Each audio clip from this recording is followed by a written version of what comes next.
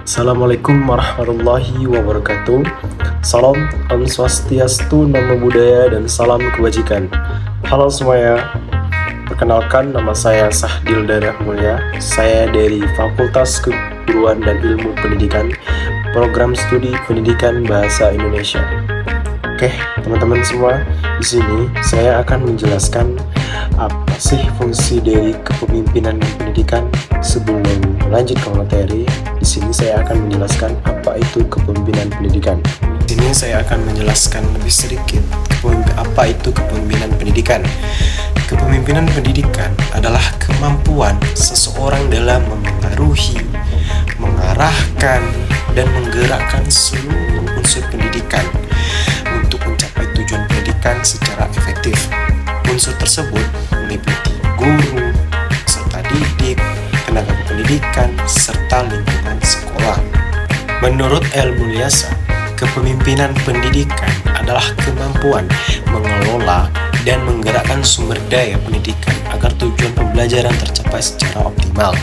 Artinya, seseorang pemimpin pendidikan tidak hanya mengatur, tetapi juga memberi motivasi dan teladan.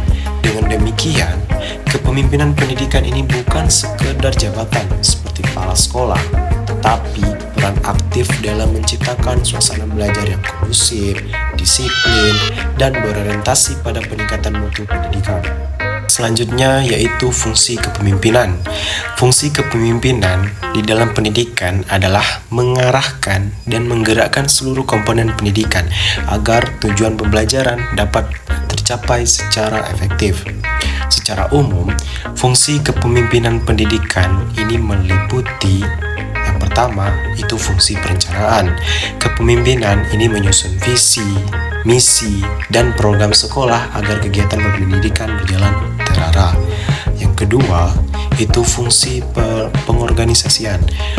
Membagi tugas dan tanggung jawab kepada guru serta tenaga kependidikan sesuai kompetensi masing-masing. Yang ketiga, ini fungsi pengarahan. Fungsi pengarahan ini memberikan motivasi, bimbingan, dan teladan agar seluruh warga sekolah bekerja secara optimal. Yang keempat, ini fungsi pengawasan.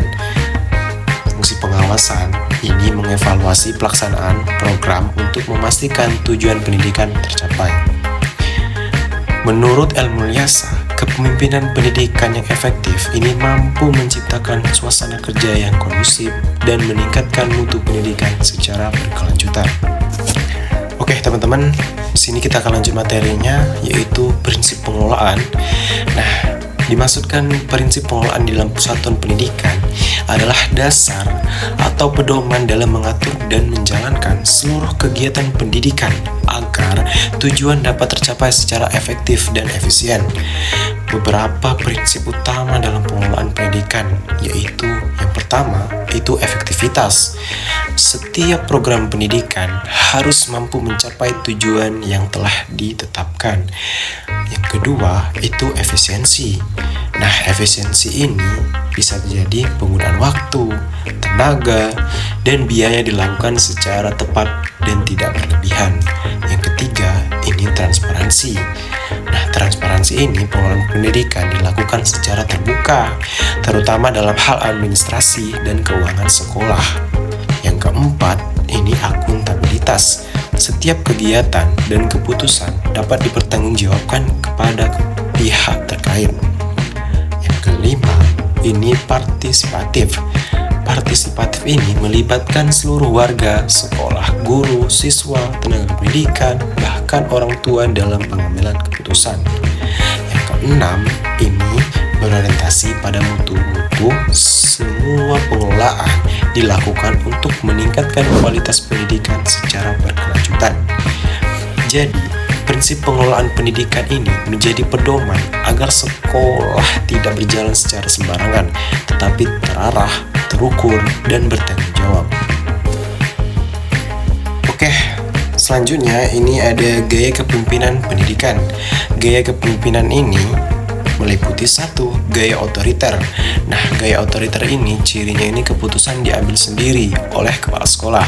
Aturan tegas, kuat kontrol. Contoh nyatanya saat terjadi tawuran atau pelanggaran berat, kepala sekolah langsung menetapkan aturan disiplin baru tanpa musyawarah untuk menjaga keamanan sekolah. Yang kedua, gaya demokratis. Nah, ciri dari gaya demokratis ini melibatkan guru dan staf dalam pengambilan keputusan. Contoh nyatanya, kepala sekolah mengadakan rapat bersama guru untuk menyusun program meningkatkan literasi dan menerima saran sebelum keputusan yang ditetapkan. Yang ketiga nih, yaitu gaya bebas. Ciri dari gaya bebas ini memberikan kebebasan luas kepada guru dalam bekerja. Contoh nyatanya, guru diberikan keleluasaan memilih metode dan media pembelajaran sesuai kreativitasnya selama tetap sesuai dengan kurikulum. Yang keempat, yaitu gaya transformasional. Cirinya itu menginspirasi, memotivasi, dan membawa perubahan positif. Konsep ini dikembangkan oleh James McGraw-Barnes. Contoh nyatanya, kepala sekolah mendorong penggunaan teknologi digital dalam pembelajaran dan memberi pelatihan agar guru semakin kompeten. Kesimpulan dari gaya-gaya kepemimpinan tersebut, ini dalam praktiknya, kepala sekolah tidak harus terpaku pada satu gaya saja. Pemimpin yang baik mampu menyesuaikan gaya kepemimpinannya dengan situasi dan kebutuhan sekolah agar tujuan pendidikan tercapai secara optimal.